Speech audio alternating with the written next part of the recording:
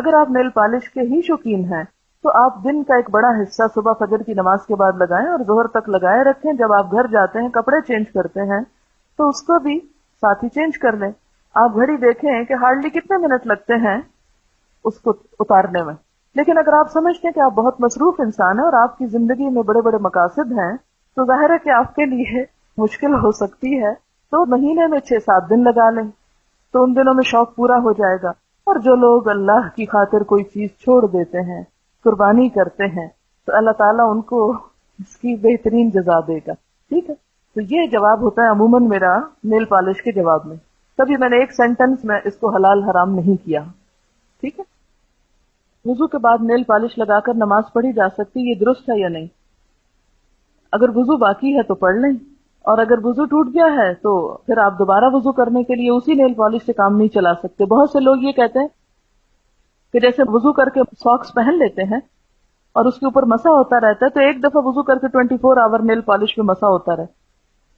تو یہ بات درست نہیں ہے. وہ چیز حضور صلی اللہ علیہ وسلم سے ثابت ہے، یہ ثابت نہیں ہے. دین کو ہم اپنی عقل کے ساتھ انٹرپریٹ نہیں کر سکتے.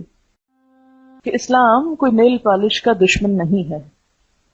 اصل بات یہ ہے کہ وضو میں کوئی بھی ایسی چیز، چاہے آٹا ہو، چاہے پینٹ ہو، لک ہو، چوئنگم ہو، کوئی چیز جو آپ کے وضو کے اعضاء کے اوپر چپک جائے اور وہ اعضاء بھیگنے سے رہ جائیں، خواہ وہ بال برابری جگہ کیوں نہ ہو، اس سے وضو نہیں ہوتا. پہلی بات تو یہ.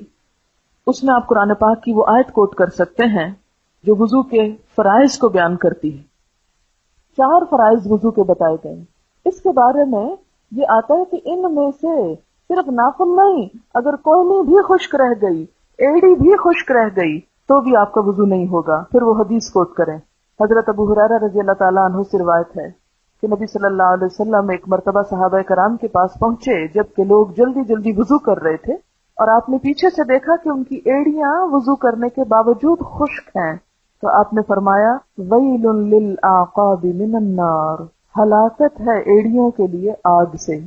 3 مرتبہ بآواز بلند فرمایا کہ وضو بھی ہو رہا ہے لیکن ایڑیاں خشک ہیں. اور دیکھیں کہ ایک اچھا فقیہ جو ہوتا ہے نا، یا مفتی جو فتویٰ دینے والا ہوتا ہے، وہ ایک بات کے ذریعے اور بہت سی باتیں سکھا جاتا ہے کہ وہ لوگ بھی سن لیں جو وضو میں بے احتیاطی کرتے ہیں.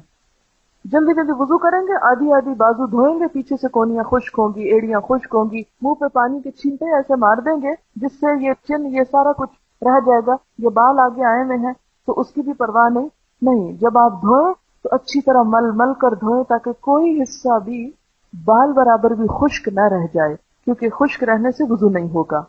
تو آپ صلی اللہ علیہ وسلم نے ایڑیوں کے خشک رہنے سے ہلاکت کی بات کی، تو چھوٹی سی بات نہیں.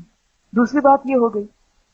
پھر یہ ہے کہ صرف نیل پالش نہیں، ہر ایک چیز کے بارے میں خیال رکھیں. حتیٰ کہ اگر رنگ پہنی ہے تو اس کو بھی پھیر لیں، کانوں میں کوئی چیز پہنی ہے تو اس کو بھی گھما لیں، سر کے اوپر اگر کوئی گوند وغیرہ، جیسے پرانے زمانے میں میک اپ کے لیے عورتیں بال جوڑنے کے لیے ایسا سٹف استعمال کرتی تھی مانگ وغیرہ میں یا اور سکن کے اوپر، کہ جس سے سر کی سکن ڈھک جاتی تھی. اور مستقل، یعنی جیسے موم ہے تو موم اگر کسی چیز پہ گرے تو نیچے پانی نہیں پہنچتا. تو اس میں صرف وضو نہیں بلکہ غسل بھی نہیں ہوتا. ساتھ ہی ہلکا سا ٹچ غسل کو بھی دے دیں، کیونکہ اگر غسل نہیں اور ناپاکی سے ہم پاک ہو رہے ہیں تو پاکی نہیں ہو پا رہے. ٹھیک ہے نا؟